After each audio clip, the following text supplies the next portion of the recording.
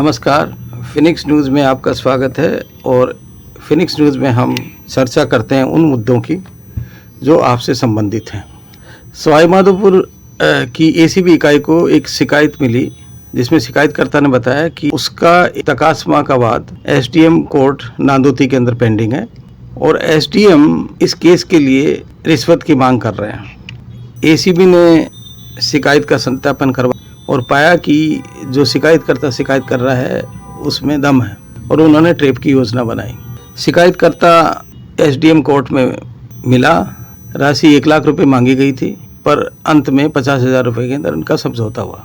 दिनेश सैनी जो वहाँ का रीडर थे, उन्होंने 50,000 रुपये एसडीएम के लिए और 10,000 खुद के लिए, यानी कि 60,000 रुपये में उसका काम यानी तकासमा की फाइल को क्लियर करने के लिए कहा। शिकायतकर्ता ने ये पैसे कोर्ट में जा कर के यूडीसी मिस्टर प्रवीण धाकड़ उनको दिए और यूडीसी प्रवीण धाकड़ ने उस पैसे को लेकर के तुरंत ही रीडर दिनेश सैनी को सौंप दी। दिनेश सैनी ने मोबाइल के ऊपर एसडीएम साहिबा से बात करके सहमति ले ली। इस प्रकार इस केस के अंदर तीनों की, यानी कि एसडीएम काजल मीना, रीडर दिनेश सैनी और यूडीसी प्रवीण धाकड़ की संलिप्तता एकदम सिद्ध हो गई। उसी के अनुसार एसीबी ने दोनों कर्मचारियों दिनेश सैनी और प्रवीण धाकड़ को अरेस्ट कर लिया और काजल मीना को डिटेन किया।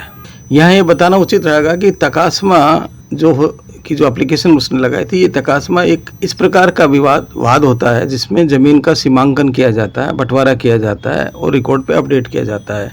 उदाहरण के लिए अगर एक खेत है, उसमें उसके 4 बेटे हैं, तो 4 बेटों के अंदर उस संपत्ति का बंटवारा तो पहले ही हो गया, पर कौन सी जगह किसके पास रहेगी ये एक तकास में डिसाइड किया जाता है।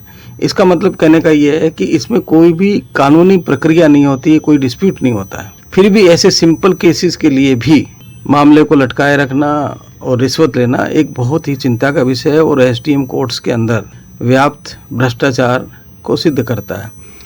इसके अलावा, तकासमा के अलावा भी आप एसडीएम कोर्ट में जब जाएंगे तो आपको पता लगेगा कि चाहे वो मामला म्यूटेशन का हो, दाखिल खारिज का हो, सीमांकन का हो, किसी भी प्रकार का केसेस हो, मोस्ट ऑफ द केसेस के अंदर जब तक आप रिश्वत नहीं देंगे आपका काम या तो होगा नहीं, या होगा तो बहुत ही डिले होगा। यहाँ हम एक और बात बताना चाहते हैं कि सुश्री काजल मीना 2024 की डायरेक्ट रिक्रूट आरएएस ऑफिसर है। इनकी शिक्षा बहुत ही अच्छे इंस्टीट्यूट आईआईटी के अंदर हुई है। ये एक अच्छे परिवार, यानी कि सरकारी कर्मचारी है इनके पिताजी, उनसे आती है।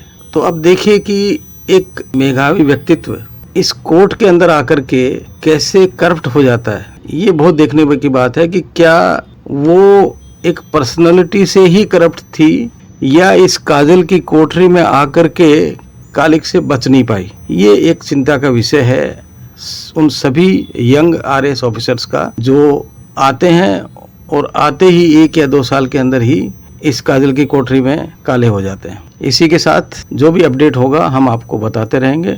Thanks for watching. अच्छा लगे तो सब्सक्राइब करना। धन्यवाद।